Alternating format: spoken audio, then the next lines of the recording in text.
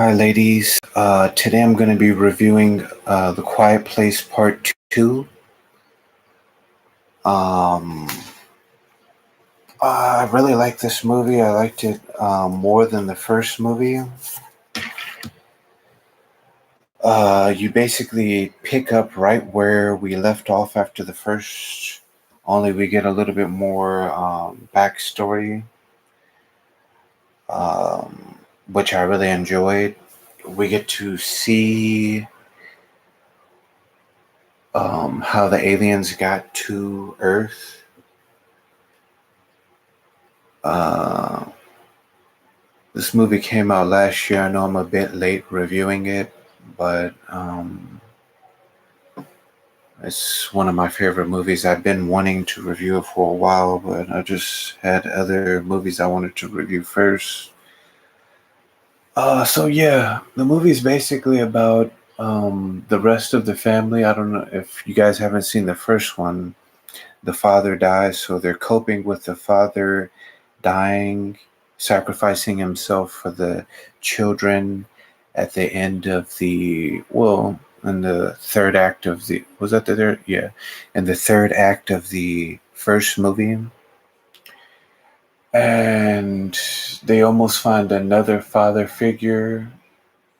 I almost want to say like begrudgingly on his part. He didn't really want to be like there for them, but he ends up being there for them. This movie had a lot of really cool scenes. I really love when the aliens first got there and attacked. We saw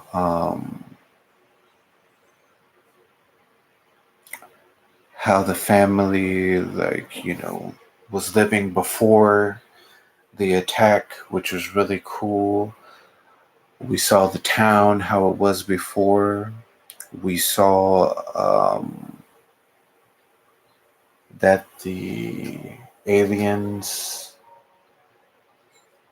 they were just killing like indiscriminately based on sound. What else did we see? Uh, yeah, that's all we really saw towards the beginning of the movie. I really liked it though. Something that I found really like intriguing about how the aliens got here. We don't see if they came on a ship or if they were on like some kind of like like a meteor or something like that. I know mystery is a big part of horror, but I would like to have seen that. Um, so I have a few theories about how they got here. One theory is, what if there's like a superior race, kind of almost like Prometheus, and they sent these animals or these creatures here to wipe us out? I think that's a pretty interesting theory.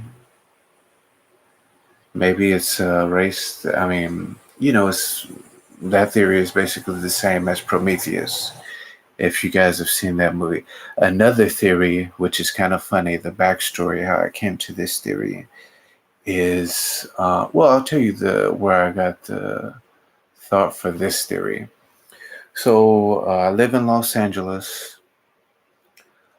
One day I was taking the subway to work, and while I was on the subway, there's on the subway cart that I'm on, it's completely empty. So many seats. This guy, he comes, he sits right next to me, doesn't say anything for a minute. I stop for a second because at first I'm on my phone and I look around. I'm like, what the hell? There's so many seats. Why is this guy sitting next to me? So, if you live in like a big city, when that happens, you're more than likely going to be dealing with a weirdo. He looked at me one time. I looked over at him. He didn't say anything. So I just got back on my phone. I'd say a minute or two went by. And then he just randomly hit me with it. So he tells me that we're living a simulation, like the Matrix, like we're in a Matrix. So I asked him, if you believe that, why not just like blow your brains out and get out of the simulation? What's the point of living a simulation and you know that it's fake? So then he tells me he's not programmed to blow his brains out. And, I thought about it for a second and it kind of like blew my mind. Not necessarily like that he or that we could be programmed to not do that sort of thing because people kill themselves all the time. But it blew my mind that he probably like said this to so many people that he'd refined it enough to where like no matter what I say, he more than likely has like a counter to it. And I just I just found that pretty funny. So my theory is because of that weirdo that you know those things are just kind of like here to end the simulation in that movie. But it's just a movie that's getting kind of deep. I don't want anybody to go crazy, going too far down the rabbit hole, if you will. Anyway, ladies, so yeah, that's kind of like a theory I have on those creatures. Back to the movie.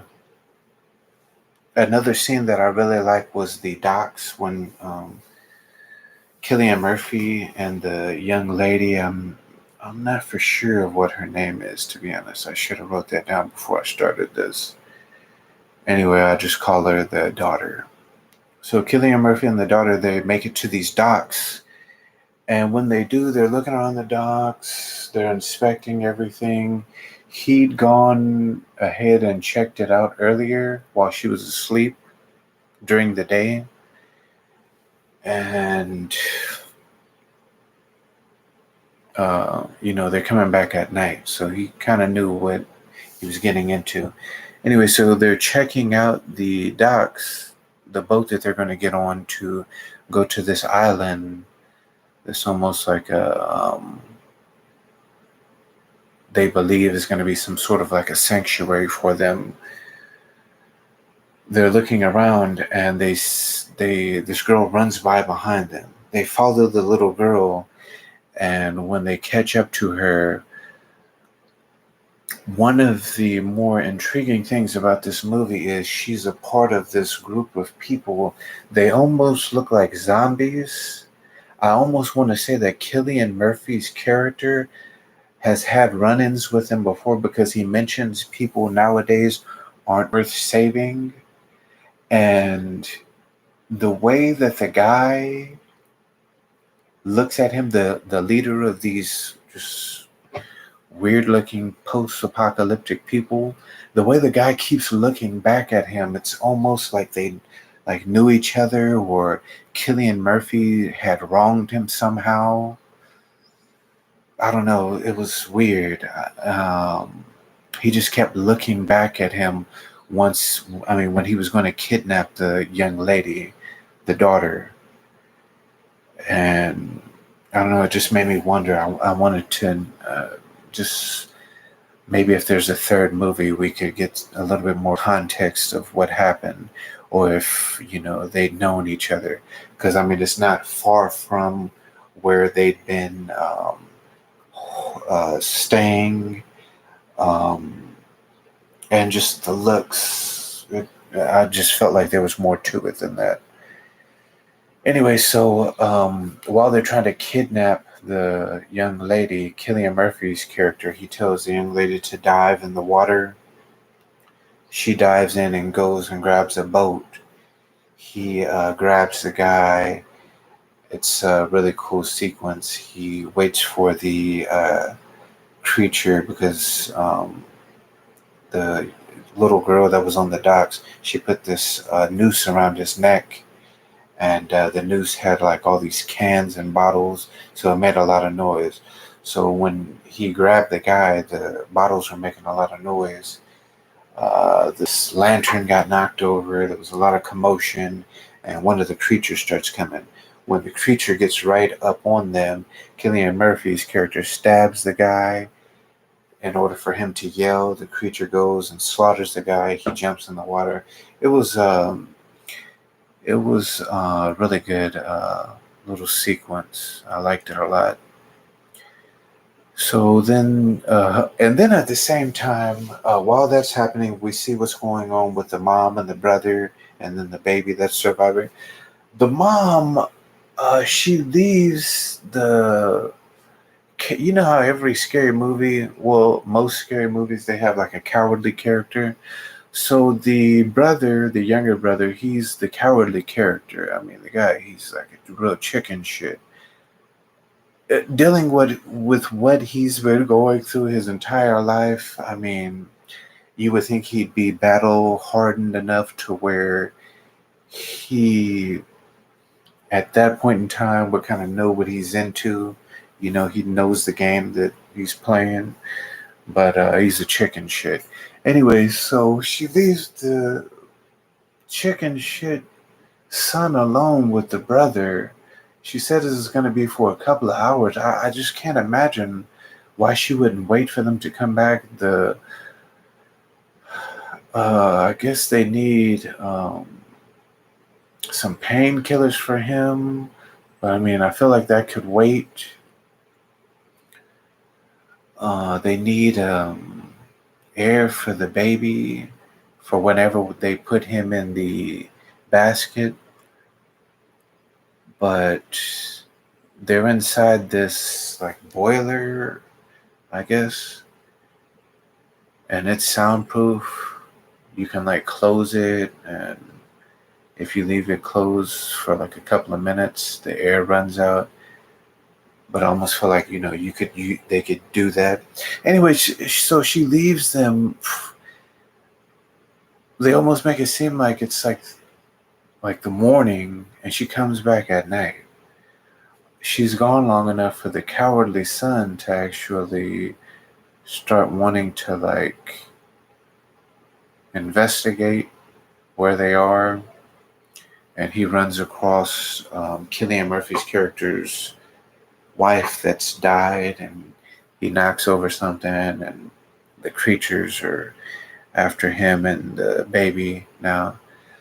But and then another thing she does while she's gone is she leaves her wedding ring on top of the dad's like grave, the dad and the son's grave.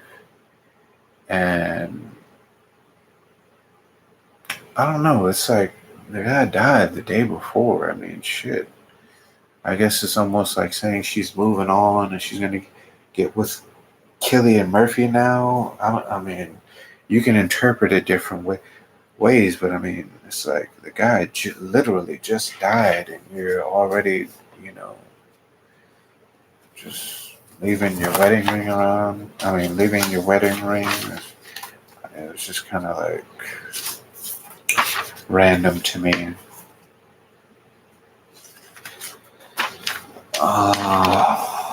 What else? And then, we have the final act, which was cool. They ended it on a high note, which was always good.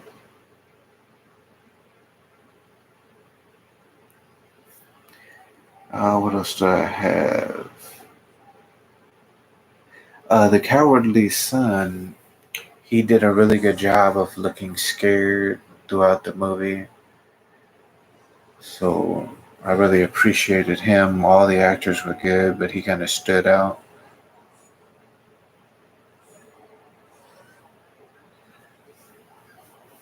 On a different note, the son and the daughter, I guess they probably didn't start filming this until like a year or so after the first one, and you can really see that the son, you don't really notice it that much with him, but the daughter, she looks, you know, like she's going through puberty now. What else do I have?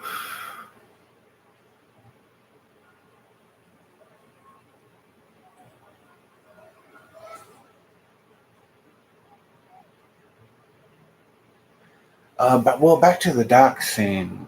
I find that pretty interesting because another reason why I really like that scene was he kind of almost had to get the Death Angels involved because he knew what they were capable of, and at the same time, you know, even though they were sharing, I mean, we share a planet with weirdos and stuff like that. You never really know what like the next person is capable of. So I find it kind of interesting how he almost had to get the Death Angels involved because you know what they're capable of, but with a lot of the weirdos we share this planet with, you just never know what they would do, which is, you know, really interesting. I would almost like to see that explored more in a second film. I mean, in the third film, I'm sorry. What else do I have? Third film, I'd like to see more of like how it started. I really appreciated how this one showed that in the beginning. But I'd like to see how it started from Cillian Murphy's character's um, like point of view. What happened with his family? Both of his sons died. He has a really tragic story. Seemed like a good dad. What uh, what did he go through, and how did he end up where he was? His wife died. Um, just how did he make it to the factory that he was in? Who all did he come in contact with? I'd like to see all that explored, and I'd like to see like I don't know if they'd like to up the budget, but like people in bigger cities, like maybe someone in the military, how the military is dealing with these death angels. If I'm not mistaken, there was a newspaper and it was saying that the creatures didn't like sound. How did they find that out? Um, so much stuff like that. I mean, I really like the creatures in this movie. Uh, that's one thing that it brings me back to movies like this. Just learning more and more about the creatures. Um, that's why The Thing is one of my favorite movies. I really like how it assimilates people. I like to really see like what it actually looks like. Calvin from Life. I'd like to see Calvin like at its full potential. I'd like to see a movie with Calvin like on Mars, how he conquered Mars, and you know even like where he came from, if he was even from Mars.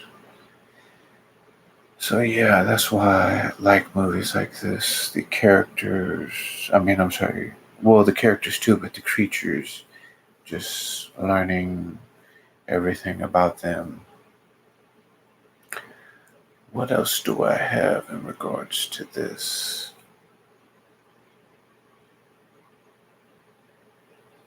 Yeah, that's about it. I watched the Dahmer TV show.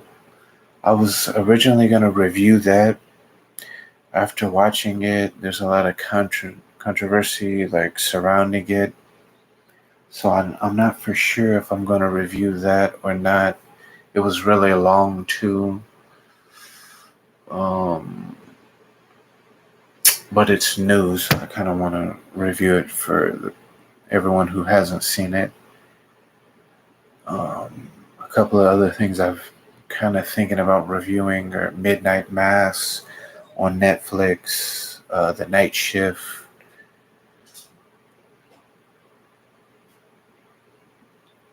I don't know if you guys want to let me know any movies that you would like to see me review. I'm open to suggestions. Um, what else is new out there? The Invitation. I'm going to review that next week. Barbarian. Probably the week after that. I'm trying to do more new movies as opposed to just older stuff or, stuff that's like a year plus. I want to, whenever a movie comes out, start reviewing it like within the weekend that it comes out for you guys. And yeah, I'm working on this movie. I originally was going to have it come out by Halloween, but I want it to be like, I want it to be able to go toe to toe, even though it's a short, with like a movie. So I might not be able to get that to you guys by Halloween. If not, definitely before Christmas. I'm really working hard on it. Um, so yeah, I'd like to knock that out, and then start my second movie right after that. But it's especially with the second movie, it's going to be a lot harder, and I need more people. So I mean, we'll see. And I think that's about it. I don't really see too many other horror movies on the horizon that I want to actually go to the movies and see right when they come out. Thinking about Halloween.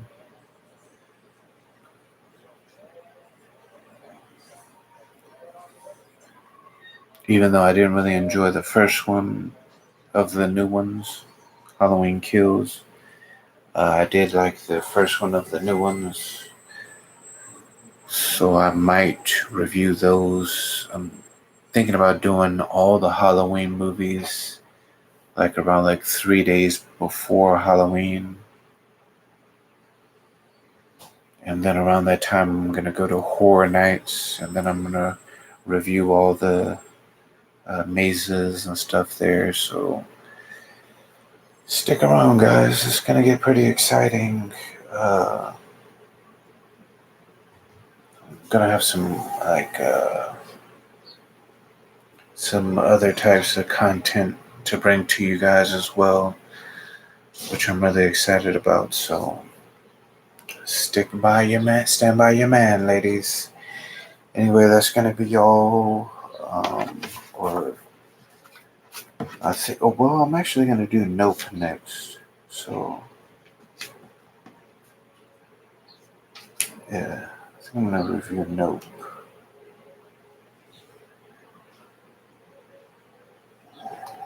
Anyway, I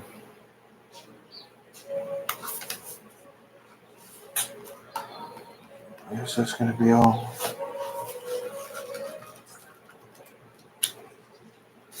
Thank you for watching.